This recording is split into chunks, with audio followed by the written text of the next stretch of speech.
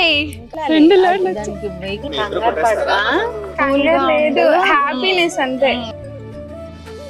గేదెలన్నీ చక్కగా హెల్దీగా బాగుండాలి, మేమందరం హ్యాపీగా ఉండాలి.